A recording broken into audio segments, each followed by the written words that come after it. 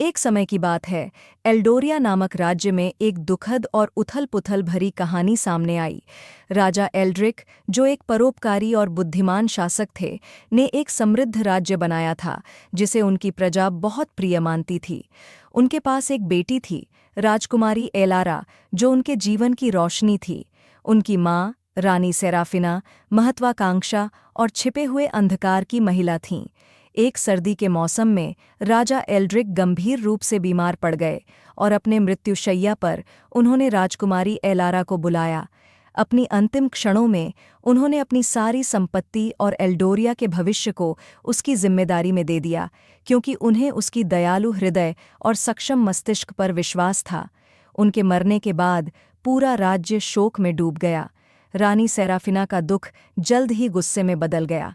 उसने हमेशा सिंहासन और उसकी शक्ति को चाहा था, और राजा एल्ड्रिक का उसे दरकिनार कर सब कुछ एलारा को सौंपने का निर्णय उसकी भीतर एक क्रोध की आग जला गया।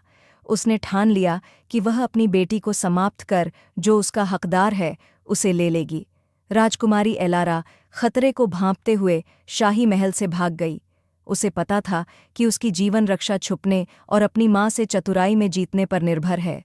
एक बार हंसते खेलते और आनंदमय महल अब डर और संदेह का स्थान बन गया था, क्योंकि रानी सेराफिना ने अपने क्रोध को नौकरों और वफादारों पर उतार दिया और अपनी बेटी को बेताबी से ढूंढने लगी। एलारा महल के भीतर छाया में छुपती रही, एक गुप्त मार्ग से दूसरे में जाते हुए शाही परिवार की दिनचर्या और शांति को बाधित करती रही। एक बार जीवंत और भव्य गलियारों में अब उसकी उपस्थिति की फुसफुसाहट गूंजने लगी, लेकिन कोई उसे पकड़ नहीं सका। उसने बैठकों को बाधित किया, योजनाओं को विफल किया और सुराग छोड़े जो कहीं नहीं ले जाते थे, जबकि वह पकड़ से बचती रही। रानी सेराफिना की हताशा हर बीतते दिन के साथ बढ़ती गई।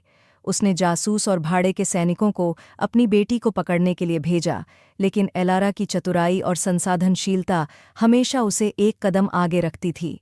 महल के भीतर उसके पास वफादार थे, जो उसके पिता के दृष्टिकोण में विश्वास करते थे और गुप्त रूप से उसका समर्थन करते थे, उसे भोजन, आश्रय और जानकारी प्रदान करते थे।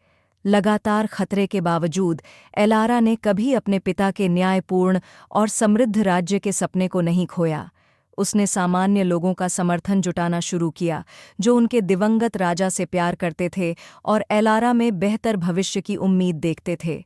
गुप्त संदेशों और आधी रात की सभाओं के माध्यम से उसने वफादारों का एक नेटवर्क बनाया, जो उसकी माँ की अत्याचारी शासन के खिलाफ खड़े होने के लिए तैयार थे। एक निर्णायक रात, जब रानी सेराफिना अपनी अगली चाल की योजना बना रही थी, एलारा ने फैसला किया कि अपनी मां का सामना करने का समय आ गया है। अपने समर्थकों की मदद से उसने महल पर एक साहसी कब्जा किया। वफादारों ने रानी के गार्डों को पछाड़ दिया और दृढ़ और अडिग एलारा ने सिंहासन कक्ष में अपनी मां का सामना किया। क्यों मां? एलारा ने पूछा। उसकी आवाज़ विशाल कक्ष में गूंज उठी। आप मुझे और पिताजी द्वारा बनाई हर चीज को नष्ट क्यों करना चाहती है? रानी सेराफिना की आंखों में गुस्सा और पागलपन की मिश्रित चमक थी।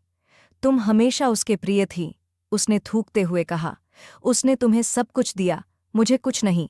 मैं अपनी ही बेटी से ढंग की नहीं रहूंगी। एलारा ने एक कदम आगे बढ़ाया, उसकी आवाज स्थिर थी। पिताजी ने लोगों में अच्छाई और महानता की संभावना देखी। आप केवल शक्ति के लिए लालायित हैं, लेकिन असली ताकत हमारे लोगों की सेवा में है। अंतिम निराशाजनक प्रयास में रानी सेराफिना ने एलारा पर एक छिपे हुए खंजर से हमला किया, लेकिन राजकुमारी तैयार थी। एक तेज रक्षात्मक चाल के साथ उसने अपनी मां को निरस्त्र कर दिया और उसे बंधक बना लिया।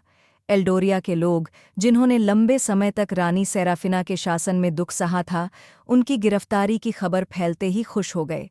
एलारा ने सिंहासन पर चढ़ाई की, एक ऐसी रानी के रूप में जिसने सत्ता की लालसा नहीं की, बल्कि एक ऐसी नेता के रूप में जिसने अपने पिता की विरासत का सम्मान करने का वादा किया। उसके शासनकाल में राज्य फला फूला, आशा और समृद्धि का एक प्रकाश स्तंभ बन गया। राजकुमारी एलारा की कहानी, जो एक शिकार भगोड़ी से एक प्रिय रानी बनने की यात्रा थी, एक किंवदंती बन गई, जो सहनशीलता, न्याय और एक पिता के प्यार की स्थायी विरासत की शक्ति का प्रमाण है। और इस प्रकार एल्डोरिया का राज्य फला फूला। उसके लोग एक ऐसे शासक के तहत एकजुट हुए जो वास्तव में उनकी भलाई की परवाह करती थी।